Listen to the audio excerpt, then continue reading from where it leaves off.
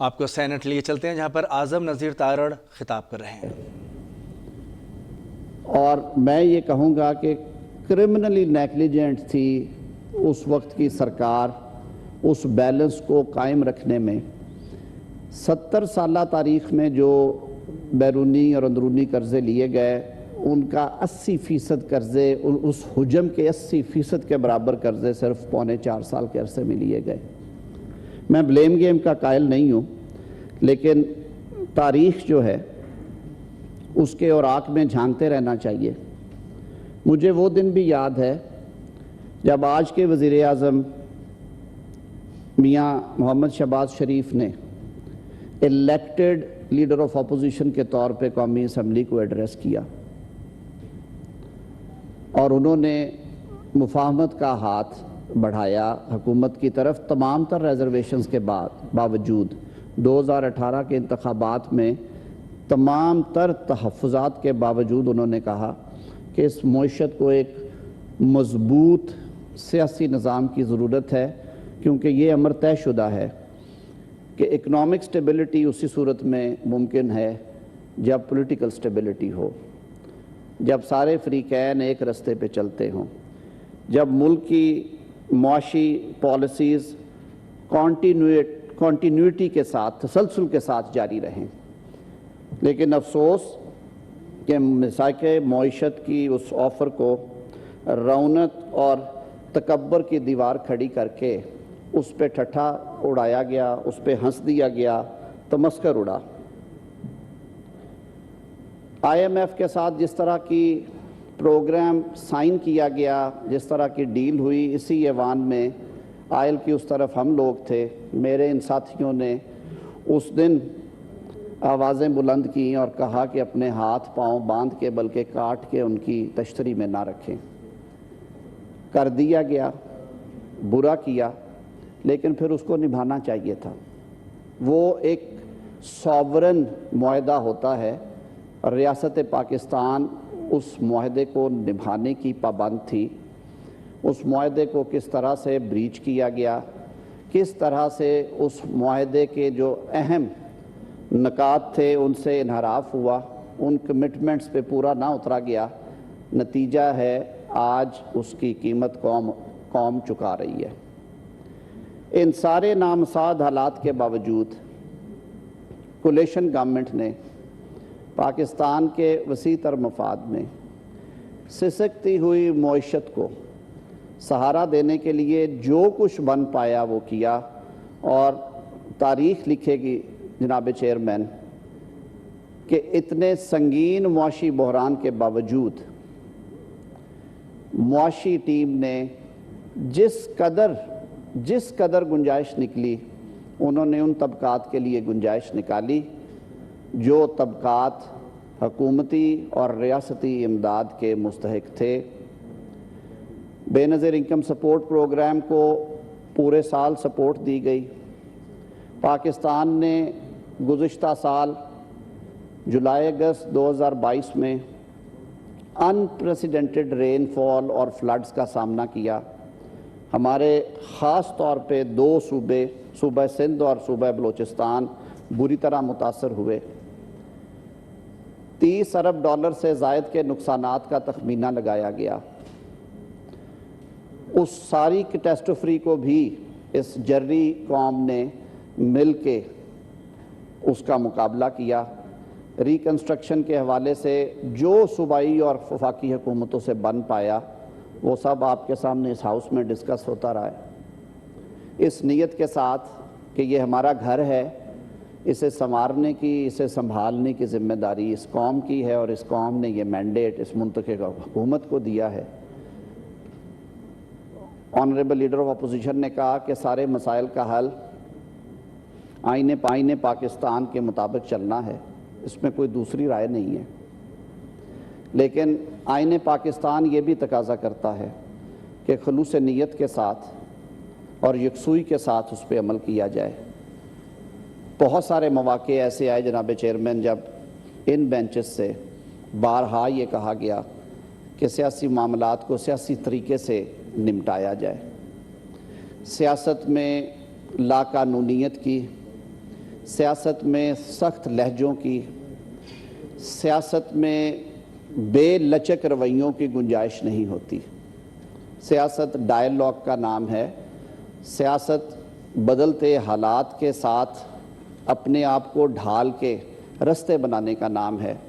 Unfortunately ہم میں سے وہ رویہ بھی چلا گیا، ہم نے رویے ہی بدل لیے۔ ہم نے ہر وقت آستینیں چڑھائیں اور صرف دشنام ترازی کی۔ ہم نے ایک ذہن تیار کیے، تربیت کی گئی کہ چھینو جھپٹو، مارا ماری کرو تو سارا ہوگا، اور اس کے نتائج ہم نے ماضی میں دیکھے۔ میں آج بجٹ کے حوالے سے باتیں ہو رہی ہیں، اس پہ میں پھر بات کروں گا، لیکن جو کچھ ہوا، جو کچھ اس ملک کے ساتھ 9 مئی کو ہوا، تاریخ اس دن کو ایک سیاہ دن کے طور پہ لکھے گی اور ہم نادم اور شرمسار رہیں گے۔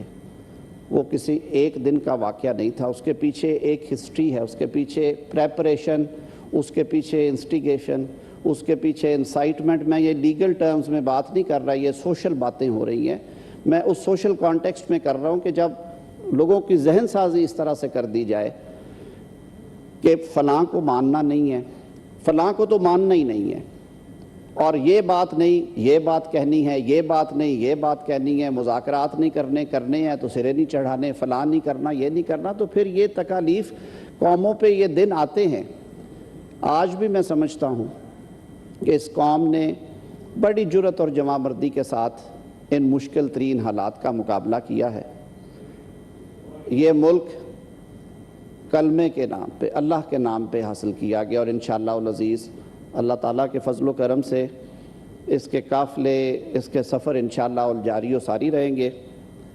موجودہ بجٹ رپورٹ آپ کے سامنے لے کی گئی، وزیر خزانہ نے اس کے سیلینٹ فیچرز اس دن نیشنل اسمبلی میں بھی بیان کیے۔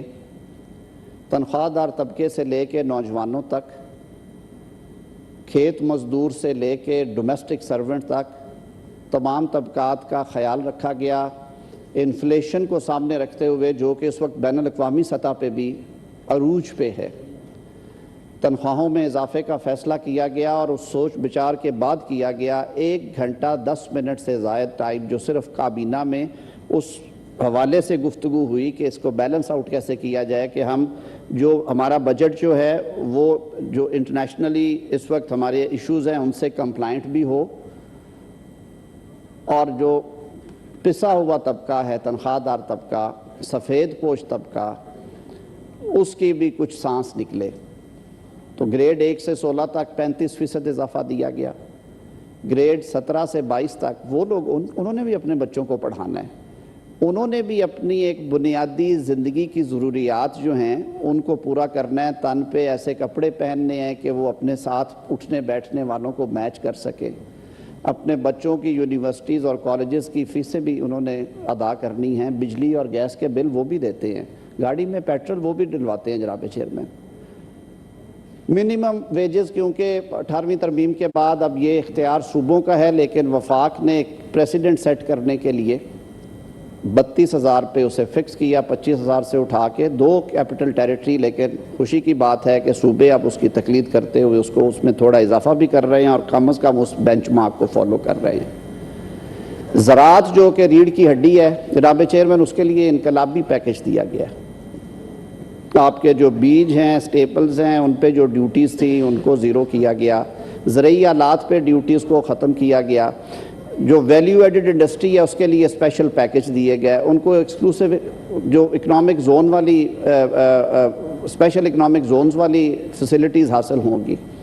آئی ٹی، ہماری نوجوان نسل اور ہمارا پڑھا لکھا طبقہ اس ملک کو پاؤں پہ کھڑا کر کے ایک تناور درخت کی صورت میں کھڑا کر سکتا ہے اس معاشی سسٹم کو، ان کے لیے انقلابی اقدامات تجویز کیے گئے ہیں، یوتھ کے لیے پروگرامز دیے گئے۔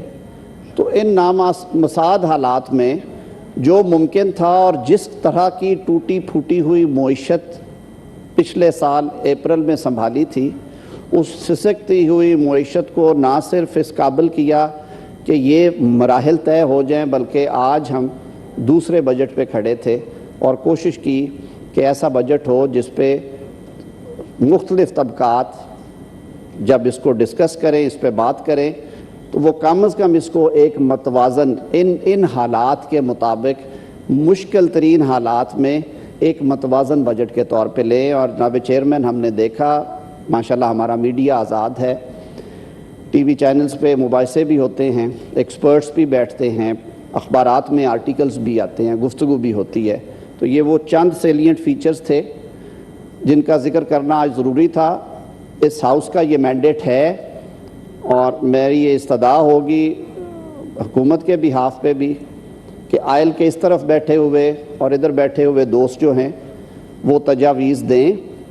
فائننس کمیٹی بھی ہماری بیٹھ کے یہ کام کر رہی ہے۔ اس دفعہ صرف ایک میری استدعا ہے، کیونکہ حج ہے اور حج کے سلسلے میں جو آخری فلائٹس ہیں وہ 23 اور 24 تاریخ کو ہیں، تو اس وجہ سے یہ کوشش ہم کر رہے ہیں۔ اور جناب چیئرمین اس دن آپ نے بھی مہربانی کی کہ فائننس کمیٹی نے کہا کہ ہم اس ہفتے میں اپنا کام یہ سمیٹ لیں گے تاکہ جو ہمارے پارلیمنٹیرین دوست ساتھی حج کی سعادت حاصل کرنا چاہتے ہیں وہ وقت پہ جوائن کر سکیں ان آخری فلائٹس کو۔ تو ایک دفعہ گورنمنٹ کی طرف سے، اس ایوان کی طرف سے اپنے ریزولو کو ری ایٹریٹ کرتے ہوئے ایک بات بڑی وضاحت سے کر دینا چاہتا ہوں کہ حالات جیسے بھی ہوں، مشکلیں جتنی بھی ہوں، پاکستان کی عوام کی بہتری کے لیے، فلاح کے لیے یہ حکومت کمیٹڈ ہے۔ اور پچھلے شکوے شکایتوں کو بھولتے ہوئے، اس بات کو بھولتے ہوئے کہ وہ کون سے غیر ضروری بوجھ تھے جو آنے والی حکومت پہ ڈالے گئے اور کتنی ناگفتہ بے معیشت دی گئی، ان شکووں شکایتوں سے ہٹتے ہوئے انشاءاللہ العزیز جد و جہد جاری رہے گی، معیشت کی بہتری کا سفر جاری رہے گا، کیونکہ ہم تو وہ قوم ہیں اور اس طرز کے مجنوں ہیں کہ جن کے بارے میں شاعر نے کہا کہ بٹی کی محبت میں ہم آشفتہ سروں نے وہ قرض اتارے ہیں جو واجب بھی نہیں تھے۔ ہم تو آپ کی دی ہوئی میراث میں سے بھی کوئی اچھائیاں نکال رہے ہیں اور یہ توقع رکھتے ہیں کہ اور زیادہ اچھائیاں نکلیں گی پاکستان کے عوام کے لیے اور اس ملک کے لیے۔ بہت شکریہ۔ تھینک یو جی۔ محترم جناب سینیٹر نذیر طاہر سینٹ میں اظہار خیال کر رہے تھے۔ انہوں نے کہا کہ معاشی استحکام تبھی ممکن ہے جب سیاسی استحکام ہوگا۔